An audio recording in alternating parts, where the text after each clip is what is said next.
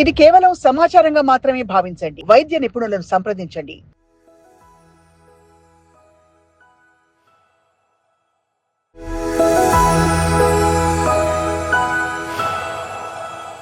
చాలా మందికి ma'am LPP pigmentation ఏదైతే లైకెన్ ప్లానస్ పిగ్మెంటేషన్ ఎల్‌పీపీ ఉంటుందో, అది జుట్టు రంగు వల్ల పీపీడీ ఉండే కలర్ వాడడం వల్ల అని కొంతమంది డెర్మటాలజిస్ట్ చెప్పగా విన్నాం.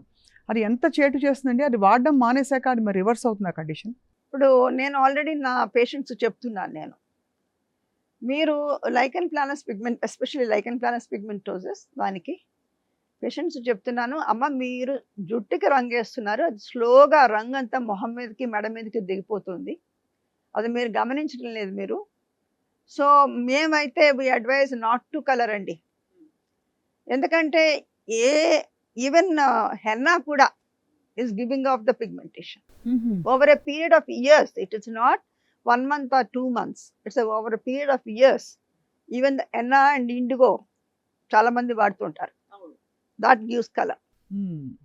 So that is one of the cause for this lichen planus pigmentosus. మరి అది కేవలం మొహానికి మెడకే వస్తుందా మ్యామ్? చేతులకు కూడా వచ్చేస్తుందా ఎల్‌పీపీ అన్నది? Spread అవుతుంది. It can అవుతుంది spread మెల్లిగా. over the trunk, over the hands.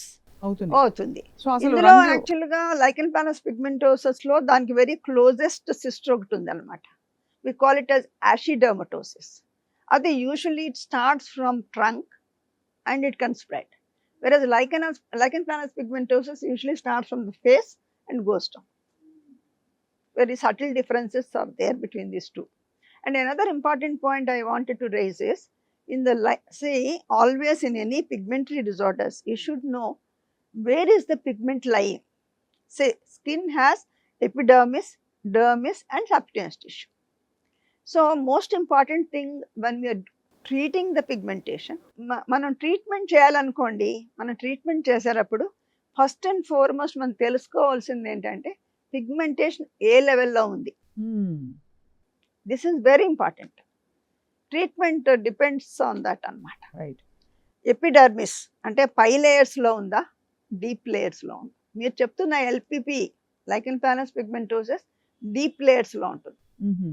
So deep లేయర్స్లో ఉంటే with creams with the peels it won't go. మరి దానికి పరిష్కారం ఏంటి ma'am?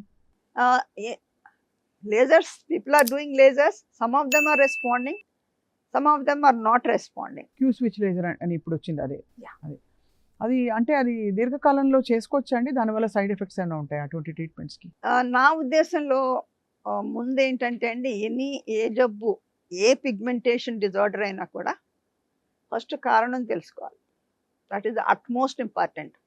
As a clinical dermatologist క్లినికల్గా ఫస్ట్ ఆ పిగ్మెంటేషన్ కాజ్ ఎందుకు వచ్చింది అదొకటి ముందు పట్టుకోవాలి. ఎందుకంటే if you know from where it has come, దాన్ని స్టాప్ చేయాలి.